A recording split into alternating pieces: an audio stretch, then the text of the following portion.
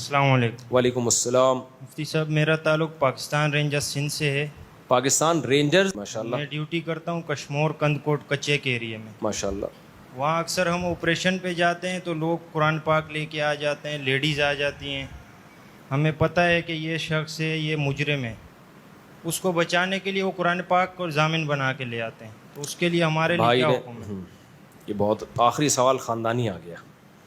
یہ بھائی کہہ رہے ہیں میں رینجرز میں ہوں، ہم جب دہشت گردوں کو، کچے کے ڈاکوؤں کو پکڑنے کے لیے جاتے ہیں تو خواتین آ جاتی ہیں، قرآن لے کے آ جاتی ہیں، بچے رونے لگتے ہیں۔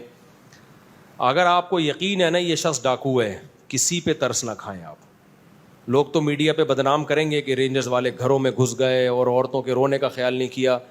دنیا میں کوئی بھی قوم، کوئی بھی فورس کبھی بھی دہشت گرد کو اس بیس پہ نہیں چھوڑتی ہے، اور اگر چھوڑ رہی ہے تو وہ ناکام ہے۔ یقین ہو کہ دہشت گرد ہے، بے گناہ لوگوں کو نہیں تو ہے، تو آپ چاہے وہ قرآن جو لائی ہے نا، وہ قرآن کیا کہہ رہا ہے کہ جو ڈاکو ہے نا اس کو چوک پہ لٹکا دو اور ہاتھ پاؤں کاٹ کے لٹکاؤ۔ جب کوئی خواتین قرآن لایا کرے نا کہ یہ ہمارا بیٹا ہے ڈاکو ہے، اس کو نہیں پکڑو اللہ کا واسطہ، اگر وہ ڈاکو ہے تو آپ اس خاتون کو بولو کہ اماں جو آپ قرآن لے کر آئی ہو نا، اس قرآن میں ہے انما جزاء الذین یحاربون اللہ ورسولہ ویسعون فی الارض فسادا ان یقتلوا او یصلبوا او تقطع ایدیہم وارجلہم من خلاف او ینفوا من الارض۔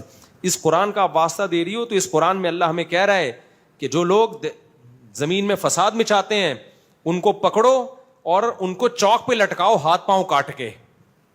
تو اماں اللہ تعالیٰ تو یہ کہہ رہا ہے کہ اس کو چوک پہ لٹکاؤ، تو اس لیے ہم کس کے حکم کو مانیں گے؟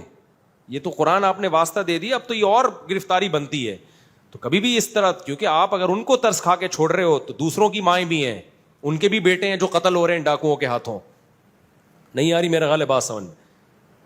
ان کے بھی بچے قتل ہو رہے ہیں، وہ ان کا خون بھی جو ہے وہ مفت کا خون نہیں ہے۔ ان ڈاکوؤں نے سینکڑوں لوگوں کے گھر اجاڑے ہوتے ہیں، تو کچے کا ہو یا پکے کا ڈاکو ہو نہیں چھوڑنا، اور اس میں مارے گئے بہت بڑی شہادت ہے۔ ہمارے استاذ نے رینجرز والے کے ہاتھ چومے نا، آپ کو یاد حضرت مفتی عبدالرحیم صاحب نے، اس پہ لوگوں نے بہت کہا کہ اسٹیبلشمنٹ کے پٹھو، فلانے کے پٹھو۔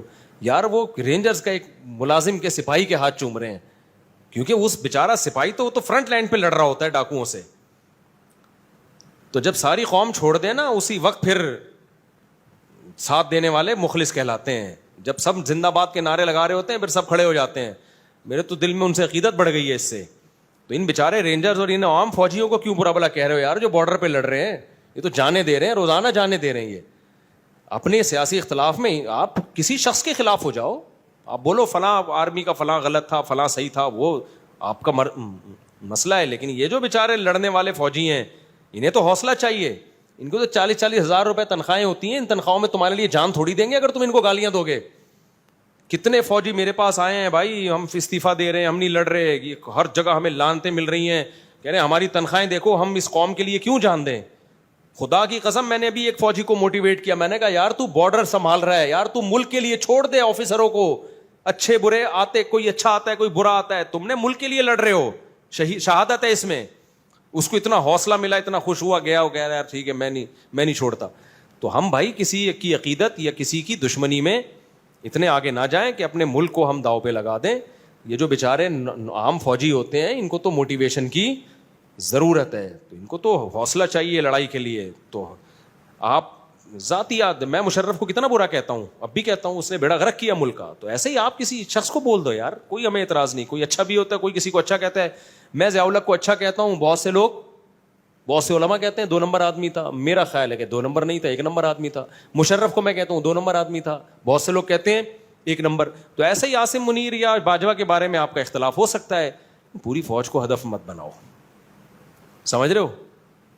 شہداء کو برا بلا مت کہو، بارڈر پہ لڑنے والوں کو برا بلا میں نہیں کہہ رہا، آپ لوگ کہہ رہے ہو، لیکن اگر کوئی کہہ رہا ہے تو اس کی باتوں میں مت آؤ۔ تو یہ رینجرز کے لوگ ہیں جو جوان ہیں، میں رینجرز والوں سے ملا ہوں، کہہ رہے ہیں جب یہ کراچی میں امن ہم نے کرنا تھا نا تو ہم غسل کر کے نماز پڑھ کے جاتے تھے کہ پتہ نہیں زندہ آئیں گے کہ نہیں ہے۔ جو کراچی میں نہیں، لیاری میں ڈاکوؤں کا مقابلہ ہوا، اتنی قربانیاں دی ہیں، پھر کیسا امن ہوا۔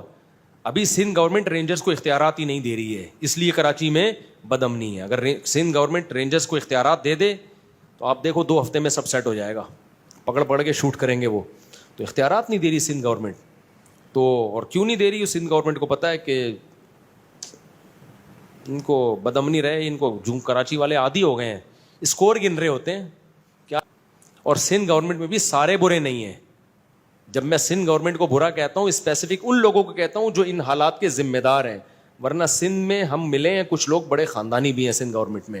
یہ جو آپ کا یہ ہے گورنر, میں تو ذاتی طور پر ان کو بہت پسند کرتا ہوں, کامران ٹیسوری صاحب.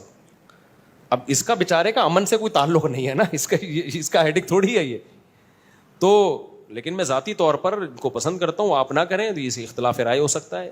تو سندھ میں گورنمنٹ میں اچھے لوگ بھی ہیں, لیکن جو ان حالات کے ذمہ دار ہیں ان کو ہم بہرحال کہتے ہیں کہ یار تم نے کراچی میں خون کی ندیاں بہہ رہی ہیں, تم کنٹرول نہیں کرتے. اور ابھی جب رمضان آتا ہے تو آپ دیکھو پھر تو کیا ہو جاتا ہے.